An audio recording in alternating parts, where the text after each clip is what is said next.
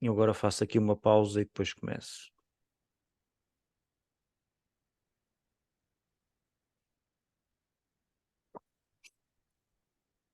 Bem-vindos a mais uma edição de Mais Lento do que a Luz, o podcast de David Marçal e Carlos Fiolhais, hoje sem Carlos Fiolhais. A minha convidada de hoje é Ana Carvalhas, nutricionista licenciada pela Universidade do Porto.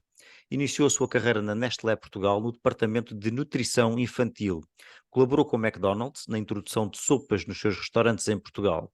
Atualmente dá consultas de nutrição online e no espaço Let's Diet, em Coimbra. É doutoranda em Patrimónios Alimentares, Culturas e Identidades na Faculdade de Letras da Universidade de Coimbra. É autora do blog Comer Bem Até ao 100 e dos livros Emagrecer é, Dieta para Sedentários e, do mais recente, Enxaqueca, os três publicados na Gradiva. Bem-vinda, Ana. Muito obrigada, David. Eu é que agradeço o convite para estar aqui hoje à conversa. Tu tens um novo livro sobre enxaquecas, mas vamos começar pelo teu livro anterior, cujo título é Dieta para Sedentários. Porquê esse título? O que é um sedentário? Olha, o título da dieta para sedentários surgiu porque, como eu sou nutricionista faço muitas consultas de obesidade e de emagrecimento, e eu constantemente ouvia nas minhas consultas as pessoas dizerem: doutora, nas consultas, especialmente neste seguimento, que não tinham conseguido emagrecer porque não tinham tido tempo para fazer exercício físico. E aquilo que eu lhes dizia é que a condição essencial para se perder peso, para se emagrecer, é a alimentação. O que tem que ser modificado na vida das pessoas e na rotina e nos hábitos das pessoas é a alimentação. Isso é que faz com que a pessoa perca peso. O exercício físico, de facto, dá uma ajuda, faz com que o processo até seja eventualmente mais rápido, e também motiva, porque a pessoa, quando faz exercício físico, depois também não quer, acaba por complementar isso com a alimentação saudável. Portanto, é uma coisa que funciona, são duas coisas que funcionam muito bem juntas. Então a dieta para sedentários surgiu nessa perspectiva de explicar às pessoas que, mesmo as pessoas sendo sedentárias, mesmo não tendo tempo para fazer exercício físico, é possível emagrecer mudando os seus hábitos alimentares. E daí ter surgido o título da dieta para sedentários. E foi um livro que acabou até por ter alguma saída, principalmente e curiosamente depois durante a pandemia, porque de facto as pessoas de repente ficaram obrigatoriamente sedentárias, não é? Fechadas no lockdown durante aqueles anos da pandemia. Portanto, acabou por ser um livro que resultou muito bem também nessa época. E nós, no fundo, acabamos por ser... Há pessoas que se calhar pensam que não são sedentárias e são. Por exemplo, eu faço, talvez numa semana boa, 6 horas de exercício físico. Eu sou um sedentário ou não? Faz exercício físico de uma forma que nós chamamos de atividade física moderada. Depois tem as pessoas que fazem de uma forma mais intensa, e depois tem os atletas propriamente dito que fazem uma atividade física programada, diária e às vezes até bidiária, porque os atletas de alta competição têm treinos muito mais exigentes. Agora, uma pessoa eu até a questão do sedentarismo tem mais até a ver com a profissão da pessoa, porque se tu tens uma profissão em que estás sentado o dia todo, tu tens uma profissão sedentária. Se tu tens uma profissão, por exemplo, eu lembro muito das pessoas que trabalham num hospital, que são os maqueiros que andam lá, andam quilómetros dentro do hospital a levar doentes, a trazer doentes, as macas para os exames, portanto, eles andam quilómetros dentro de um hospital. E, portanto, a atividade deles de facto não é sedentária, é uma atividade ativa, e isso faz toda a diferença depois no peso da pessoa, porque as pessoas, se calhar, não ajustam a alimentação à sua atividade física.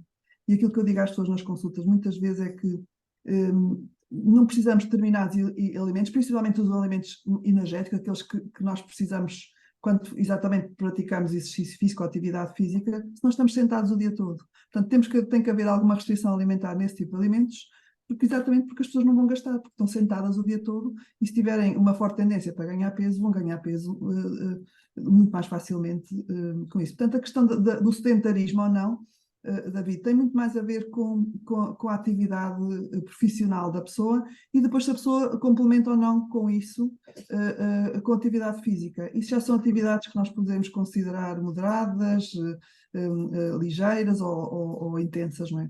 Conforme Possivelmente o tal maqueiro é capaz de gastar mais calorias com a sua atividade física do que, por exemplo, eu, que faço talvez 3 vezes por semana, 2 horas por dia de exercício moderado. Exatamente, porque as pessoas passam em média 8 horas por dia no trabalho, e se forem trabalhos desse género, se forem trabalhos desse género em que a pessoa está ativa fisicamente, faz toda a diferença, não só na questão do peso, como também na própria saúde cardiovascular, que é curioso. Há trabalhos que foram publicados no pós-guerra do século passado, século XX, em que se estudavam as profissões, por exemplo, os motoristas dos autocarros de Londres, por exemplo, comparados com os colegas que andavam a cobrar bilhetes dentro do próprio autocarro, que tinha que subir e descer escadas, aqueles autocarros de 2 andares, eles cobravam os bilhetes pessoa a pessoa e andavam o dia todo para cima e para baixo, para trás e para a frente. Os motoristas, portanto, sendo todos profissionais da mesma classe, os motoristas que estavam sentados o dia todo ao volante tinham uma muito maior propensão para ter a doença cardiovascular do que o colega que estava ali a cobrar os bilhetes e que subia as escadas para cima e para baixo. A mesma coisa foi feita com funcionários dos CTT, por exemplo, dos Correios, exatamente os carteiros, agora andam de moto e andam de coisa, mas antigamente distribuíam as cartas a pé, portanto, e era diferente os funcionários dos Correios que estavam sentados ao balcão e os funcionários dos Correios que distribuíam as cartas e que andavam o dia todo, que no fundo a fazer atividade física. Isto faz toda a diferença no risco cardiovascular e neste caso também, já que estamos a falar da obesidade, também no risco da pessoa ganhar peso e de desenvolver obesidade. Portanto, a atividade profissional da pessoa acaba por ser aqui um fator decisivo nesta questão da nossa saúde cardiovascular e do nosso peso e do nosso, se não houver cuidado, a pessoa facilmente poderá engordar, ganhar peso e desenvolver obesidade. Portanto, eu soube mais claramente como motorista do autocarro. Falemos agora de dietas da moda. Há muitas, algumas são populares em certas alturas, vão-se alternando como se fosse uma espécie de tendência de moda. Estas dietas têm normalmente alguma evidência científica?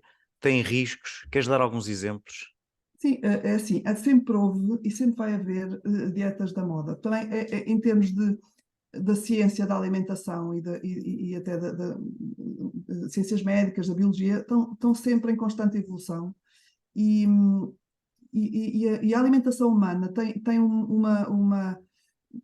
quer dizer, existe uma diversidade enorme de possibilidades de nos alimentarmos, porque nós conhecemos pessoas que se alimentam, desde pessoas que têm alimentações 100% vegetarianas, a pessoas que têm alimentações praticamente 100% carnívoras.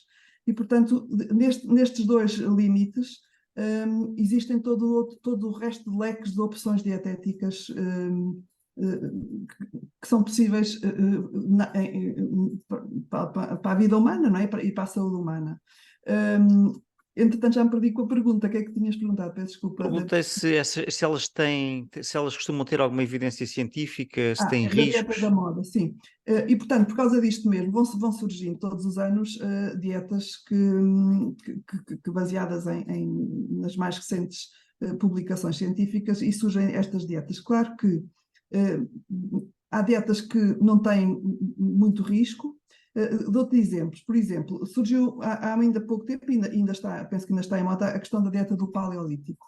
A dieta do paleolítico baseia-se numa alimentação em que não há alimentos processados, não existem também cereais, porque tem a ver com a alimentação que o homem do paleolítico fazia, portanto ainda não tinha identificado Agricultura. os cereais, portanto ainda não tinha agricultura, não tinha identificado ainda os cereais e, portanto, não utilizava cereais massivamente na alimentação como nós estamos a consumir agora. Portanto, acabou por ser uma dieta que veio fazer com que as pessoas consumam menos farinhas, menos hidratos de carbono, e isso veio dar bons resultados em termos de perda de peso. Claro que se levantaram muitas vozes contra este tipo de dieta. Eu, sinceramente, aquilo que eu acho é que este tipo de dieta, sendo feita de uma forma não acompanhada, teve uma coisa positiva, que foi fazer com que as pessoas emagrecessem, perdessem gordura, e isto do ponto de vista cardiovascular e do tipo e das doenças que nos matam precocemente, acabou por trazer bons resultados. Depois há outras dietas, como por exemplo a dieta do Atkins, que é uma dieta muito mais carnívora e com muito menos hidratos de carbono. A dieta agora a dieta cetogénica, que também elimina quase todos os alimentos fornecedores de hidratos de carbono e utiliza a gordura como fonte energética, e que também que está muito agora em moda e que tem feito também, as pessoas acabam por perder peso fazendo essas alterações alimentares. O que é que eu acho disso? Eu acho que acabam por não ser dietas sustentáveis no tempo, David. Portanto, a pessoa faz aquela dieta durante um período de tempo e passado pouco tempo, a pessoa desiste daquilo, não consegue manter aquele tipo de regime alimentar toda a vida. E, portanto, faz aquilo durante uns períodos, portanto, lá está. A moda também acaba, se calhar, por passar e, normalmente, quando a pessoa retoma a alimentação, se não houve ali um processo de educação alimentar ou de um acompanhamento, a pessoa acaba por reganhar aquele peso e pronto. E acaba por não ser... Aquilo que eu digo sempre é que as pessoas que pretendem perder peso e fazer dieta que devem procurar aconselhamento profissional, que é para fazerem as coisas bem feitas e para fazerem não correrem riscos de saúde, e é para isso que servem e que estão formados uma série de nutricionistas e que estão aí no terreno a trabalhar e que servem exatamente para ajudar as pessoas neste campo da dieta e Também do... que para perder peso também tem ganho popularidade uma prática que é o jejum intermitente. Como é que vês essa prática? Sim, em relação ao jejum intermitente, eu sou apologista do jejum intermitente.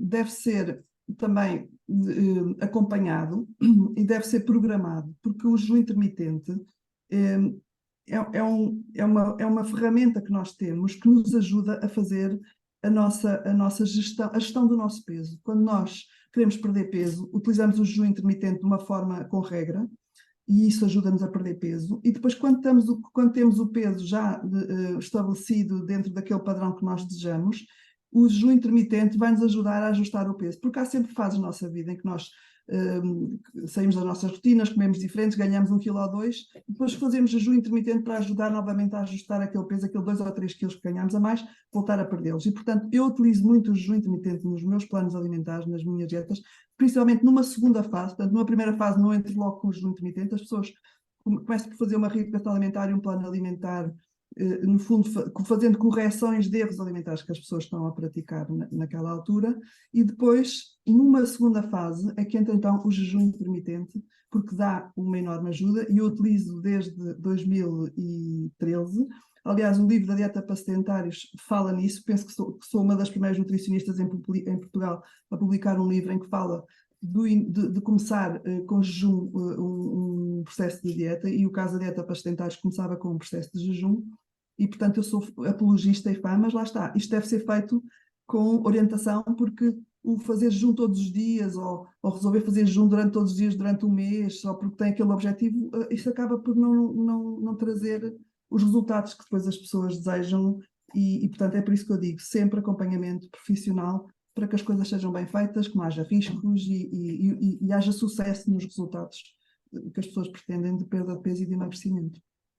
Também se fala muito de superalimentos. Hum. O que é um superalimento? Há superalimentos? É assim, sabes que os nutricionistas não gostam muito desses termos, de estar a privilegiar determinados alimentos em relação a outros, porque como a alimentação saudável deve ser variada e nós devemos variar o máximo que pudermos os alimentos, mesmo dentro do mesmo grupo de alimentos, ir variando, e até de acordo com a época, com os produtos locais. Mas, de facto, os superalimentos são alimentos que estão descritos como alimentos que proporcionam saúde e bem-estar, porque têm nas suas características nutritivas uma série de micronutrientes que são vantajosos para a nossa saúde, ou porque são antioxidantes, ou porque são ácidos gordos ômega 3 essenciais, e as pessoas com o tipo de alimentação que fazem de comida muito processada acabam por ter carência desses alimentos, e portanto quando se falam destes superalimentos, no fundo é chamar a atenção para eles, é ligar os holofotes para estes alimentos que têm de facto propriedades nutricionais muito interessantes, antioxidantes, anti-inflamatórias. Por exemplo, estou-me a lembrar do gengibre, que tem propriedades anti-inflamatórias e antioxidantes. Estou-me a lembrar depois dos mirtilos, que são frutos azuis, que têm os compostos que dão exatamente aquela cor azul, são compostos antioxidantes. Temos depois as sementes, também está muito as sementes de chia, as sementes de sésamo, também são considerados superalimentos porque têm exatamente ácidos gordos ômega 3, têm fibra, têm proteína de origem vegetal.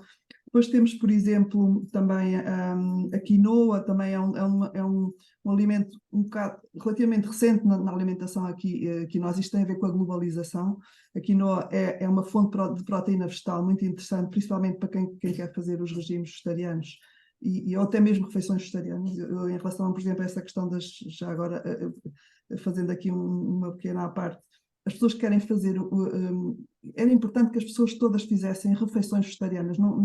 Aquilo que eu costumo dizer é que não é preciso nós virarmos todos vegetarianos, mas é importante fazermos refeições vegetarianas em que temos como fonte de proteína a proteína vegetal.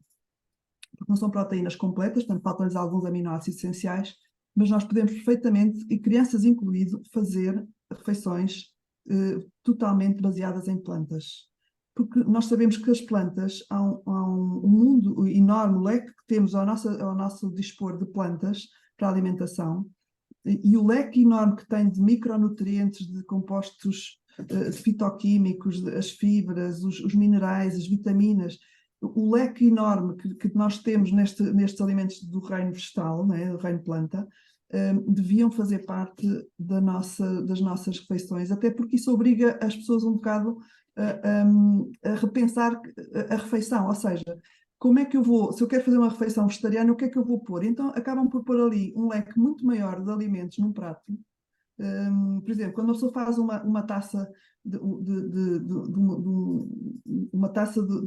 vegetariana, a pessoa põe ali vários alimentos de origem vegetal, pode pôr um bocado de quinoa, pode pôr cenoura, pepino, beterraba, folhas verdes, pode pôr um bocado de tofu, pode pôr um leque tão grande e colorido de alimentos que só de olharmos para aquele prato nós percebemos que está ali uma riqueza nutricional incrível. Portanto, é importante que as pessoas, de facto, pratiquem algumas refeições vegetarianas na sua vida e as crianças não estão fora deste panorama. Claro que depois poderão optar também por comer peixe e carne e ovos e outras fontes de animais de proteína, mas é importante esta questão de fazermos então as refeições baseadas em plantas. Estamos a falar ainda de superalimentos. Eu penso que já dei os exemplos. Também agora o abacate está muito em moda.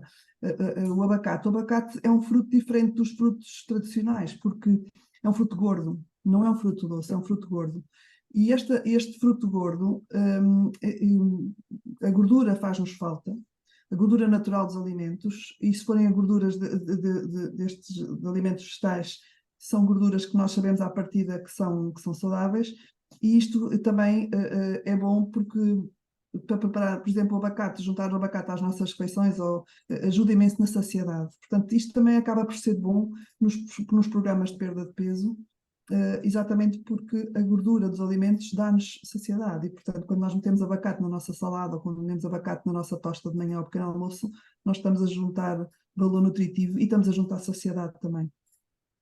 Falaste há pouco na questão da obesidade, que é um problema amplamente reconhecido em vários países do mundo, inclusivamente Portugal. O que é a obesidade? E como é que está a situação no nosso país? Está a melhorar ou a piorar? Olha, cada vez que saem estudos sobre a obesidade na população portuguesa, os números têm vindo, infelizmente, sempre a aumentar. Neste momento, penso que o excesso de peso, nós estamos a falar de a obesidade está dentro daquilo que nós chamamos de excesso de peso e, portanto, mais de 60% da população, cerca de 60% da população adulta portuguesa já tem excesso de peso. E 30% têm a mesma obesidade. Portanto, o que é a obesidade? É quando nós fazemos aquele cálculo da relação do peso com a estatura da pessoa, e esse cálculo dá-nos um valor superior a 30 kg por metro quadrado. Portanto, as pessoas que têm o IMC, o Índice de Massa Corporal, que é esta relação de peso com a estatura, acima de 30 kg por metro quadrado, estão dentro do quadro que nós chamamos de obesidade. E, portanto, um terço da população adulta portuguesa tem obesidade, mas temos o resto das pessoas que têm aquilo que nós chamamos de pré-obesidade, porque já estão com excesso de peso, ainda não atingiram esse valor de IMC, mas já estão numa fase de pré-obesidade. E o mesmo se passa com as crianças, porque as crianças estão num risco muito mais, têm maior risco do que os adultos, porque tem a ver com o tipo de vida que temos atualmente, com o tipo de alimentação que estamos a fazer, alimentação muito processada, e a alimentação muito processada para uma criança é muito mais põem muito mais em risco de obesidade do que põe um adulto, embora estejam ambos em risco, mas para uma criança acaba por ser muito mais grave. Certo, até porque há muitos alimentos que têm açúcar, mesmo que eu, por exemplo, não tenho nenhum açucareiro em casa, mas mesmo assim, possivelmente ingiro muito açúcar, não é? Isso é uma coisa que tem piada, porque de facto a maior parte das pessoas já não tem açucareira em casa, e isso para mim é mau sinal. É sinal de que já vem tudo da fábrica, as pessoas estão a consumir alimentos muito processados e que já vem com açúcar da fábrica, portanto a pessoa não tem necessidade de ter um açucareiro para adicionar açúcar a nada. Eu lembro quando era miúda, quando comprava iogurtes, por exemplo, nós comprávamos iogurtes naturais e éramos nós que punhamos o açúcar no iogurte. Certo. Pronto, os mais golosos punham mais, os menos golosos punham menos, portanto, isso ficava ao nosso critério. Havia um controle e uma consciência do açúcar que se estava a consumir. Exatamente, exatamente. Atualmente não. Atualmente os iogurtes já vêm cheios de açúcar da fábrica e isto é grave para um adulto, é muito mais grave para uma criança. Porque não há diferença. A pessoa, quando um pai ou uma mãe, quando vai ao supermercado comprar uma embalagem com iogurtes para levar para casa para eles, para os pais e para os filhos, não há diferença. Portanto, os iogurtes são os mesmos. Só que, por exemplo, aos pais, a quantidade de açúcar que têm faz mal, para as crianças faz muito mal, porquê? Porque é muito mais do que o açúcar que eles têm em circulação no sangue deles, portanto acaba por ser uma overdose, como eu costumo dizer, de açúcar para as crianças. E os pais nem sequer têm a noção, o problema é que nem sequer têm a noção da quantidade de açúcar que está dentro de um frasquinho de iogurte, que eles mandam todos os dias para a escola, entendem? Certo, que a ideia é que é um alimento saudável, Quatro mas que... pacotes, exatamente. E eu pergunto, porque o que eu costumo dizer aos pais nas consultas é, se eu lhe der o iogurte natural e se lhe der pacotes de açúcar para meter no iogurte do filho, quantos pacotes é que poria? Punha um e se calhar é muito, pois é, só que aquilo que está a comprar já vem com 3 ou 4 pacotes e as pessoas deitam as mãos à cabeça porque não têm noção nenhuma da quantidade de açúcar que está no iogurte que mandam aos filhos todos os dias para a escola. Felizmente, começou por haver uma marca portuguesa de iogurtes, com que já tenho falado, que é alentejana, que é a marca Regalo, que começou por lançar os iogurtes líquidos naturais, completamente naturais, sem açúcar nenhum. E felizmente já comecei a ver, porque lá está, aquilo que eu costumo dizer às pessoas, nós enquanto consumidores temos algum poder no mercado. Se nós começarmos a consumir os alimentos mais saudáveis, a própria indústria alimentar vai atrás desta procura. E então já comecei a reparar que outras marcas de supermercado, marcas brancas, também já têm iogurtes naturais líquidos, naturais e líquidos, sem açúcar nenhum adicionado, sem nada. Portanto, o iogurte mesmo natural, o que para mim foi excelente. É excelente ver estas mudanças a acontecer no mercado. E são estes iogurtes que os pais de facto deviam comprar para os filhos para levar para a escola. falando de outros líquidos que as crianças não deveriam levar para a escola, designadamente bebidas alcoólicas, há alguma quantidade de bebidas alcoólicas que possa ser incluída numa dieta de forma saudável? É assim, David, o vinho deixou de ser recomendado e o álcool porque são produtos ou são alimentos que causam adição. No entanto, o vinho tinto tem bons compostos, tem compostos fenólicos que estão nas uvas, portanto, eu costumo dizer, para ter direito àqueles compostos fenólicos, não é preciso beber vinho, podem-se comer as uvas, mas se quiser beber de facto um copo de vinho, e eu também gosto de beber vinho nas refeições, não bebo todos os dias, mas bebo socialmente, sempre que tenho uma festa, um jantar, ou nesses dias eu bebo vinho, e também gosto de beber bom vinho. E agora, claro, é tudo com moderação, e não pode haver exageros, como em nada, não é? Como em nada. Mas não há nenhuma recomendação. Se é essa a pergunta, não há recomendação. Eu, pelo menos, não faço recomendações nem de mililitros, nem de centilitros, nem de copos, nem nada disso. Bebe-se socialmente e com moderação e com consciência, não é? É melhor beber vinhos bons menos vezes. Exatamente. Mas essa é a minha política, é aquilo que eu faço. Vamos então agora às enxaquecas, que é o título do teu último livro. Sim, Portanto, é se calhar bastante começo sério. por te perguntar o que é uma enxaqueca e porque é que resolveste escrever este livro. Olha, a enxaqueca é uma doença terrível que, pelos vistos, atinge mais de 700 mil portugueses e atinge mais mulheres do que homens. É um tipo de dor de cabeça característica que começa por ocupar metade de um lado da cabeça, e depois pode espalhar pela cabeça toda. E é uma doença que é muito incapacitante. E é uma doença em que quem sofre de enxaqueca é um sofrimento solitário e terrível, terrível, porque nós quando estamos com uma crise de enxaqueca, nós não conseguimos funcionar. E temos que cancelar, porque a enxaqueca aparece do nada, sem aviso, e temos que cancelar muitas vezes muitas das nossas atividades profissionais. E depois essa questão também de aparecer, de ser uma doença muito, muito prevalente nas idades laborais, não é? Que nós estamos no ativo, entre os 30 e os 50 anos, portanto, é uma doença que atinge muito estas idades e que é terrível. mais uma vez, eu durante muitos anos sofri com enxaqueca, desde os 9 anos que me lembro de me fechar no meu quarto, no quarto escuro, por causa de estar com aquela dor de cabeça que a própria luz me incomodava.